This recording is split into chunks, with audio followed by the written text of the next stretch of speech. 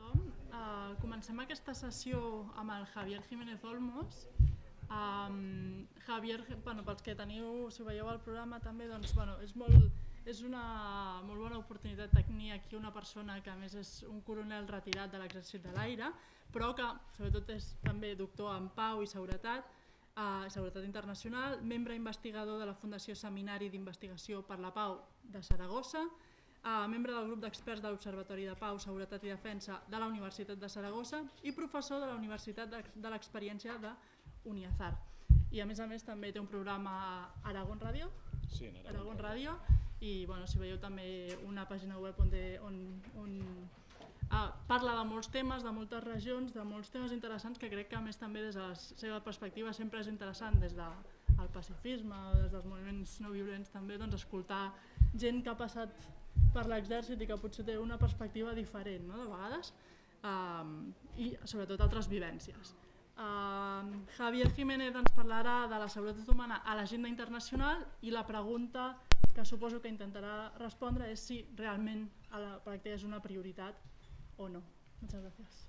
Pues muchas gracias. En primer lugar, muchísimas gracias por a estas horas de la siesta venir aquí a escucharnos, y muchísimas gracias a la organización por invitarme. Para mí es un gran honor que me hayan invitado.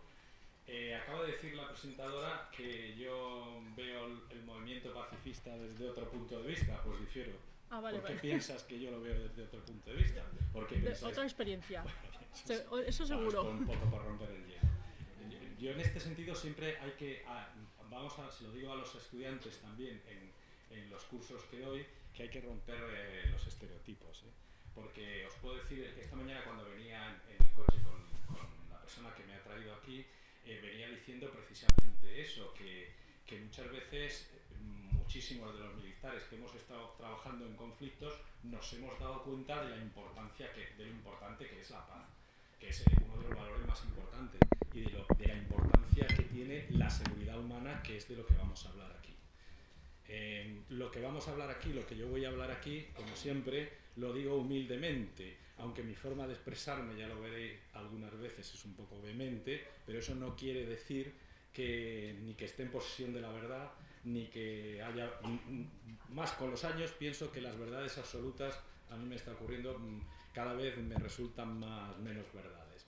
Por lo tanto, todo lo que pueda decir lo podemos discutir, debatir, pueden hacer todas las preguntas que quieran, sin ningún... Muchas veces la gente, el hecho de decir, me ocurre en la universidad, mucho es militar, se retraen. Bueno, con toda libertad pueden hacerme cualquier pregunta, no me voy a escandalizar, ni siquiera si es una pregunta acusatoria me voy a dar por aludido.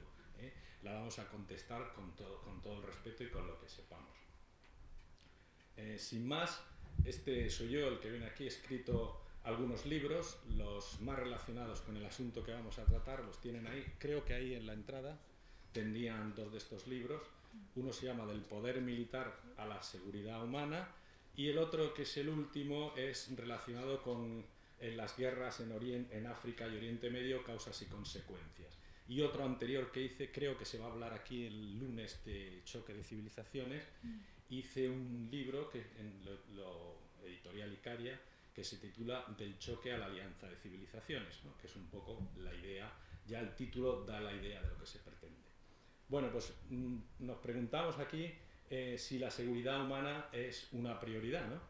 Si la seguridad humana es una prioridad. Luego hablaremos de lo que es la seguridad humana, pero todos intuimos que la seguridad humana es la que trata sobre todo de la seguridad de las personas. Y entonces empezamos haciendo la pregunta, ¿es una prioridad? Pues vamos a contestar en plan gallego, como algún presidente que teníamos. Pues depende. Depende en qué países es una prioridad. Si vemos a los países con un gran desarrollo humano, pues sí que es una prioridad. Por ejemplo, yo creo que en Dinamarca o en Suecia o en países de este tipo, incluso en el nuestro, con todos los defectos, no es que puede que sea una prioridad. Insisto, con todos los defectos.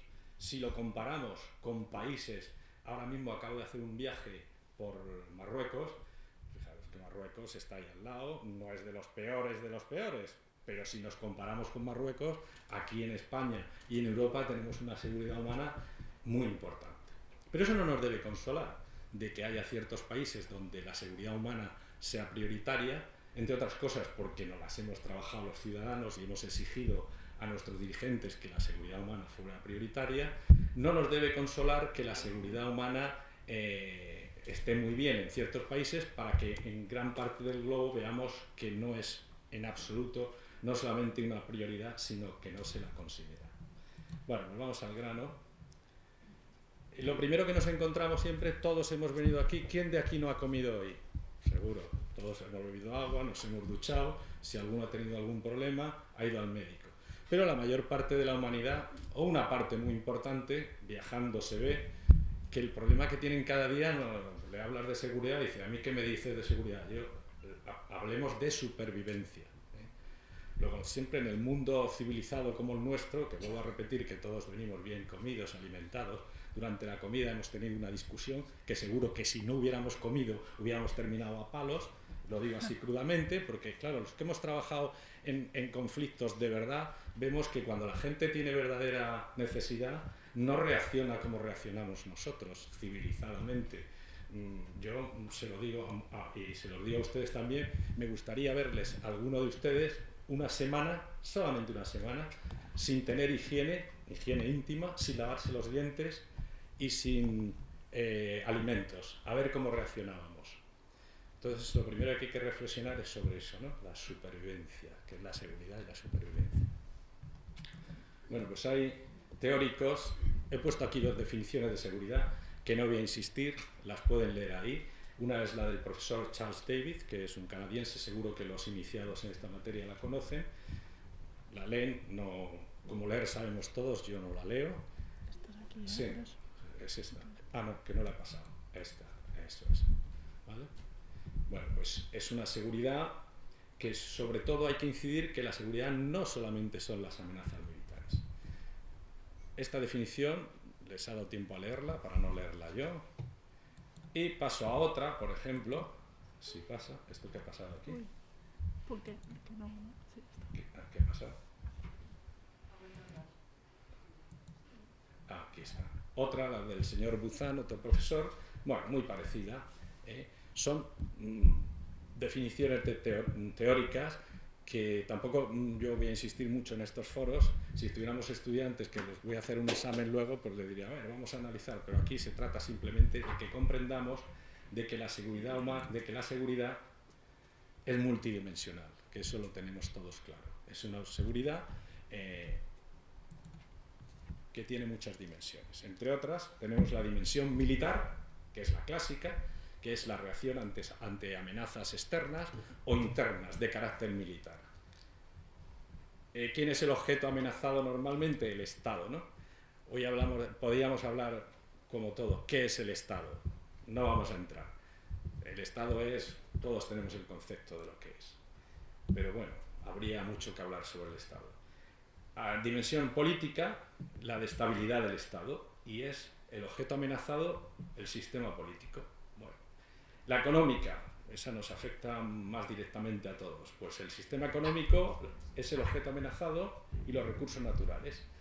Y, el objeto amenazado es la estructura económica y el bienestar. O sea, la seguridad económica es muy importante, en el sentido de que, bueno, esto lo hemos sufrido en la última crisis del 2007-2008.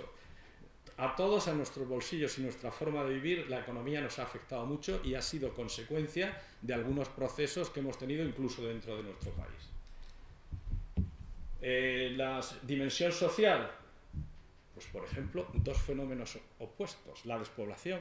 En Aragón tenemos un problema tremendo de despoblación, que viene por 2 motivos, porque la gente se va del mundo rural a las ciudades y porque cada vez se tiene menos hijos. Y el fenómeno contrario, las migraciones, que ahora mismo está todo muy de moda y hay un gran debate sobre sí o si no. Bueno. Y luego está la medioambiental. La seguridad medioambiental, por supuesto, nos afecta también directamente y va enlazada con la otra. En el futuro, por ejemplo, la escasez de agua en el norte de África o incluso en la misma península ibérica va a hacer que haya desplazamientos. Ustedes saben que los mayores conflictos entre comunidades autónomas no están por la lengua ni por ninguna otra cosa. ¿Por qué están? Por el agua.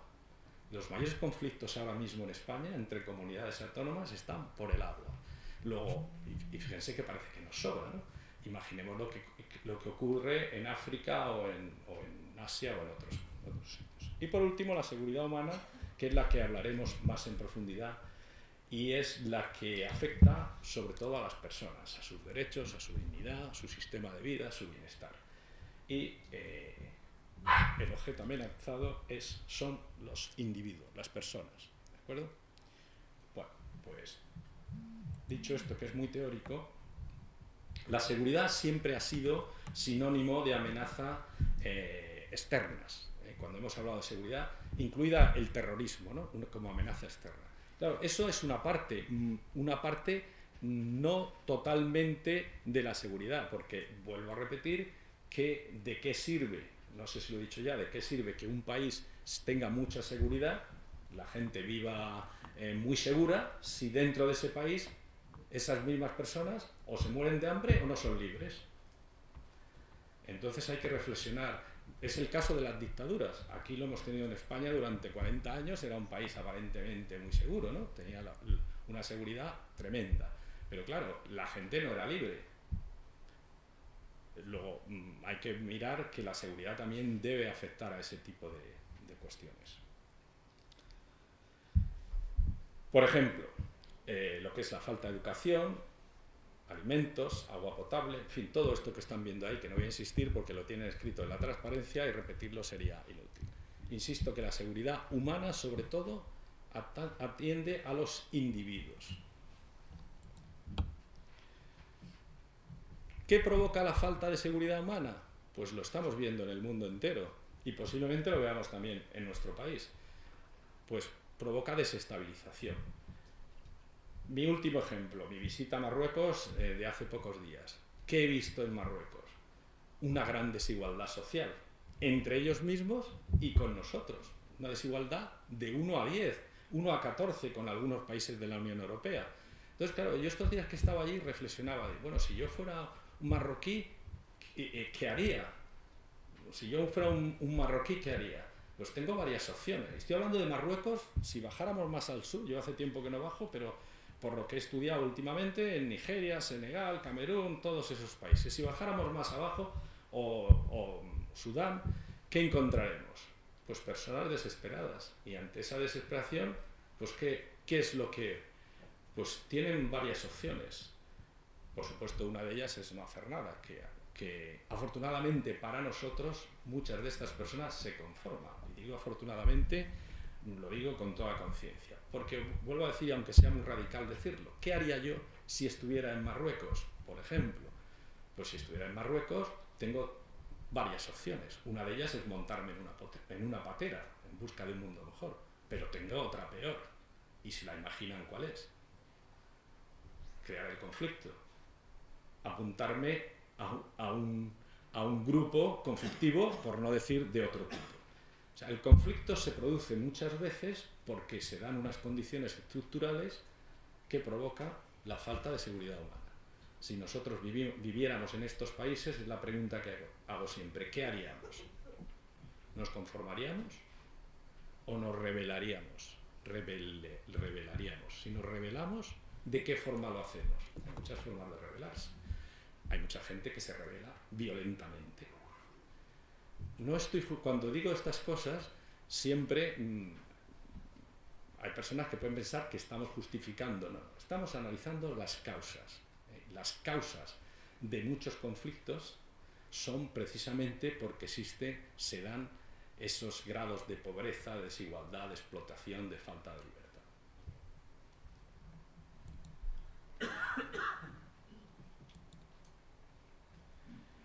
Bueno, pues ¿qué es la seguridad humana? Pues la seguridad humana es, lo hemos dicho y lo cansaremos de repetir, la que se centra en las personas y garantiza los derechos fundamentales y busca la justicia social. Es bien facilito, bien sencillo saber lo que es la seguridad humana.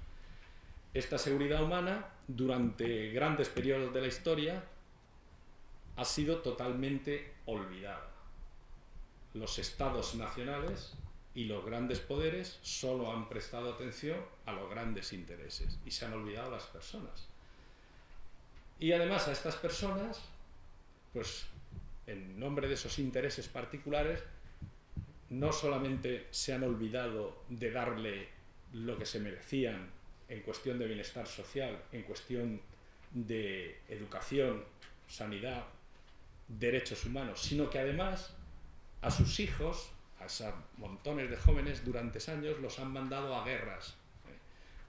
Pongamos el caso, por no irme lejos, aquí en España, las guerras de principio del siglo XX, en África. Se mandaba a las tropas, a los soldados, a morir por Dios, por la patria y por España. Mentira, se les mandaba a morir por los intereses de las burguesías, entre otras de la burguesía catalana, que tenía muchos intereses en África del Norte. Por lo tanto, la gran mentira ha hecho que se cree una cultura militarista, de seguridad totalmente militar, olvidándose de la importancia de las personas. La seguridad humana, en resumen, trata de la dignidad, la libertad y los derechos humanos.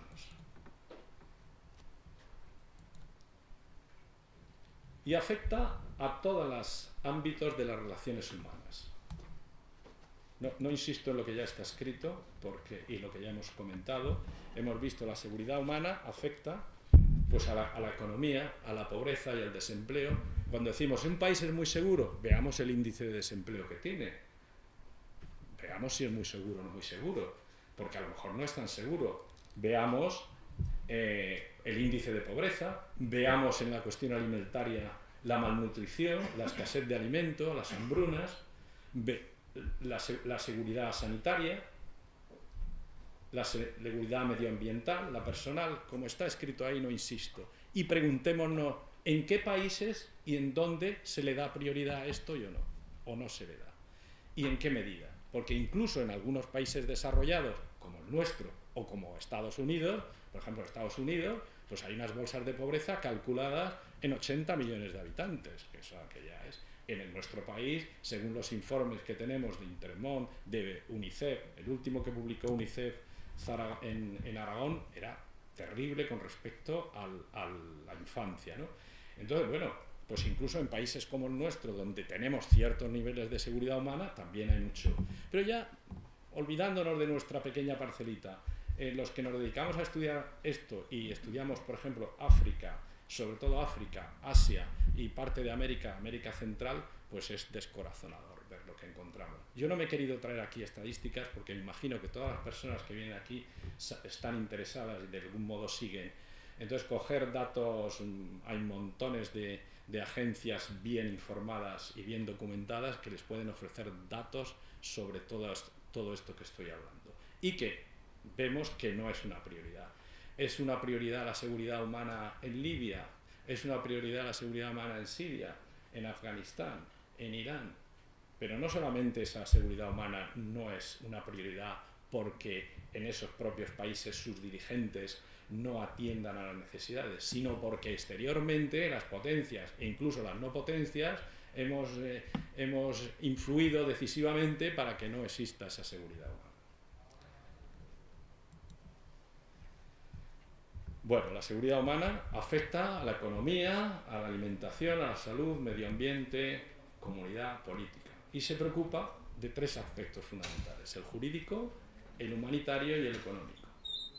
Y el derecho de injerencia, la intervención humanitaria. Aquí sí que quiero hacer un paréntesis, porque esto me ha afectado además directamente como profesional, ¿no? Porque he tenido que intervenir en algunas operaciones de este tipo que se llaman de injerencia humanitaria. Entonces yo soy muy crítico con esto. La injerencia humanitaria es siempre una injerencia humanitaria al gusto, porque no siempre se ingiere humanitariamente donde corresponde, y a veces se ingiere humanitariamente de una manera que se provoca todavía más crisis de las que había. Pongamos el caso de Libia recientemente, donde se supone que se hizo una operación de injerencia humanitaria. La situación que ahora mismo tenemos en todo África del Norte y el Sahel está relacionada directamente con esa operación de injerencia humanitaria. Con esto no quiere decir ni defienda, ni mucho menos, que al dictador que tenían como dirigente allí. Pero bueno, hay que sopesar muy bien cuando se actúa cómo se hace. El paradigma de esto lo tenemos recientemente en la historia en Irak, ¿no? De cómo se intervino en Irak y las consecuencias que ha habido para... Entonces, esto de la injerencia humanitaria, que muchas veces se hace bajo los auspicios de una resolución de Naciones Unidas, otras veces no. Antes hemos hablado durante la comida de Kosovo. En Kosovo, por ejemplo, donde yo intervine en esa guerra, se hizo una injerencia humanitaria sin aprobación de las Naciones Unidas, pero con la excusa de que era una injerencia humanitaria. Luego yo en esto, luego si quieren puedo responder alguna pregunta sobre esto por no extenderme y cumplir el tiempo. Sobre la injerencia humanitaria tengo muchas dudas, muchísimas.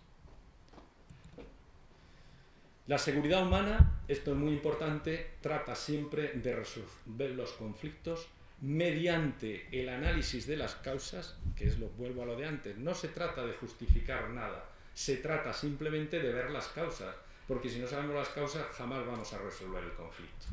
Además, hacerlo por métodos pacíficos siempre es importante. Y ahora voy a hacer un inciso. Yo como militar que he sido toda mi vida, yo defiendo la paz y soy un defensor de la cultura de paz, pero no soy un pacifista, también lo quiero dejar bien claro, porque mi experiencia me demuestra a veces que el uso de determinada fuerza puede parar determinadas actividades. Y en esto tengo el ejemplo porque también participé en la guerra de los Balcanes. Bueno, pues todo es discutible, lo podemos discutir y matizar.